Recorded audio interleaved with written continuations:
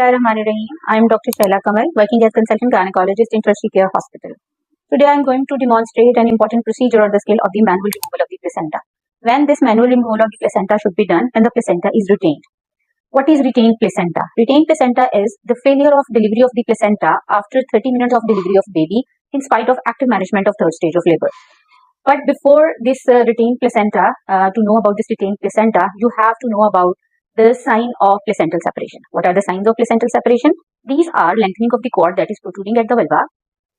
Uterine fundus is hard and globular. Uterine fundus rises in the abdomen and there is a gush of fluid. These are the four important signs of placental separation. When there is a failure of the placental separation, there is a retained placenta after 30 minutes of delivery of baby in spite of active management of labor. So there are the certain prerequisites for the manual removal of the placenta. What are the prerequisites? Prerequisites are you have to explain all the pros, cons, complication and procedure to the patient and the family and take the informed consent. There should be an IV access. Prophylactic antibiotic should be given. It should be done under general anesthesia in operation theatre. You have to do the gowning and gloving, clean drape the patient, and after putting the patient in the lithotomy position, you have to empty her bladder. There are the certain causes. What are the causes of the retained placenta? The causes are there is a failure of retraction of the uterus. Number 1. Number 2, there is a constriction ring. Or number 3 is the adherence of the placenta to the uterine wall due to infection in the scar or any other cause that can end into the retained placenta. What could be the complication of this manual removal of the placenta is postpartum hemorrhage, shock. There could be the uterine inversion, hysterectomy, embolism, thrombophlebitis. These are the certain complications that the patient can end up after this. So, vigilant monitoring for the manual removal of the placenta is required. After explaining all these pros, cons and complications and taking the informed consent, you have to proceed for the procedure. What is the procedure? Now I will demonstrate how to perform this manual removal of the placenta. You have diagnosed the baby has delivered 30 minutes before and the placenta is still retained in spite of active management of third stage of labor. First of all, you have to wear the gloves. After wearing the gloves, you have to hold the uterus in that fashion. The uterus you have to hold in that fashion that your hand over the uterus, over the fundus of the uterus, and your thumb over the pubic symphysis. If I can show you in that model, when with my non-dominant hand, I will hold the uterus like that from the maternal abdomen over the fundus of the uterus, my hand and the thumb will be over the pubic symphysis, so that I will hold and stable the uterus with the help of my non-dominant hand. I will move on this model.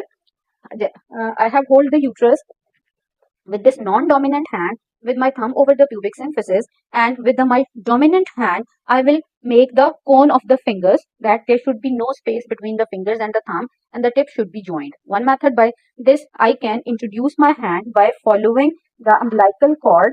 You can see I am following the umbilical cord and will reach the center of the placenta. After that I will move laterally and find the edge of the placenta where the edge of the placenta on the lateral side, where it is attached to the uterus. After this identification, you have to put this cone in between placenta and the maternal uterine wall, and by up and down movement, you have to separate the placenta from the uterus.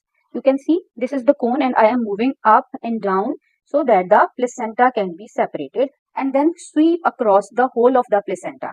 Another method, you have to make the cup of the hand and follow the umbilical cord till the center of the cord, and then move laterally and make a cup-like shape. You have to hold the uterus with non-dominant hand so that the uterus should be stable. So when you are doing this with the help of cup, you can also make the cleavage between the placenta and the uterine wall. Your finger should not touch the uterine wall so that it can cause the injury. After you have moved separate the whole of the placenta and sweep across the placenta with the help of the cone as well as with the help of the cuff, you have to remove your hand. After the separation of the placenta, you have to remove the placenta by brain and review method. One hand should be placed over the pubic symphysis or to hold the uterus up so that the inversion can be prevented. After, you can do by the gentle traction, you can remove the placenta in this way. I can show you in another model how you can deliver the placenta by the brand and review method. You have to be, now you can see that the placenta, I have separated the placenta with the help of my cone and the cup of the hand. Now I will place my hand over the maternal abdomen to push the uterus upward, and by the gentle traction, I will deliver the placenta by the brain entry method. Whenever my hand is there, there is no uterine inversion, and the placenta can be delivered easily. And this is a model, so it would be difficult to deliver the placenta in this way. But this is the method by delivering the placenta. After delivering the placenta, you have to see any kind of laceration. You have to see for the bleeding. You have to do the uterine massage and continue the IV infusion of the oxytocin so that uterus should remain contact. If there is an episiotomy, stitch the episiotomy. These are all the things which we should do on the post procedure. But in the post-op, after the delivery of the placenta, the most important thing is you have to see the placenta. If there is any missing cotyledon or any missing lobe, you have to go for exploration of the uterine cavity. So that otherwise, if there is any cotyledon or the placental tissue is there, you have to do the removal of that tissue by the MVA or by the diagnostic DNC. What could be the monitoring of this manual removal of the placenta? You have to monitor for pulse, blood pressure, fundal height, for to see the uterus is contracted or not, and vaginal bleeding every 15 minutes for 2 hours, then half hourly for 4 hours, and then 1 hourly, depending upon how much time have been given, and the total duration of monitoring could be to 4 to 6 hours or more than that. If there is any kind of bleeding, so you have to manage according to your local protocol.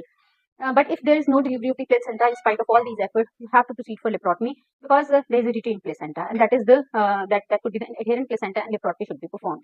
So this is about the manual removal of the placenta after the delivery of the placenta, and explain the procedure to the family and do the documentation. What could be the documentation? You have to write down the diagnosis of the manual removal of the placenta in the discharge card, as well as all the findings and intervention that has been performed, and you have to monitor till the complete recovery. Documentation is very important for the next pregnancy or the next delivery. So the obstetrician should be very vigilant that has been done before, that has been done in the previous delivery, the retained placenta. That could be the possibility of the retained placenta in the next pregnancy. Another important thing, the placental separation.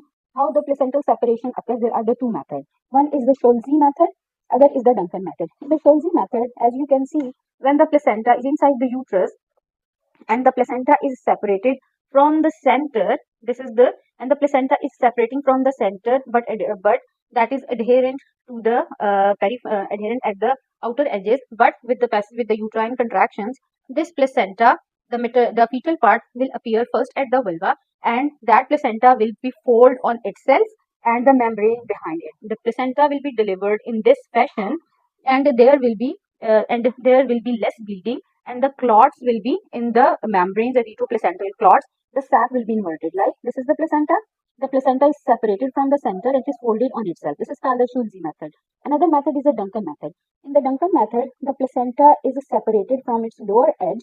This is the placenta, and it is separated from its lower edge. You can see the center is adherent there. It's from the lower edge, and the placenta is coming like that, and the maternal surface, it will be like that. The maternal surface is delivered first. It will be appear at the vulva first, and the fetal surface appear later on. And here is a more bleeding, and in 20% cases the placenta is separated in that way, while in the 80% of the cases placenta delivered by the Schulze's method. So here from the edge of the placenta is separated from the lower side, and it will be delivered, and the maternal surface delivered first. There is more bleeding, and there will be no retroplacental clot. And the sac is delivered as such, but in the Schulze's method, there was the inverted sac. So this is all about the manual removal of the placenta. This is an emergency, and you have to know this skill because it could be end up in the PPH, in the hysterectomy, as I have already told you, in the uterine inversion, in the sepsis, percutaneous sepsis. So you have to be very careful. Hope you will find this video very useful for you people. Thank you so much to like and subscribe.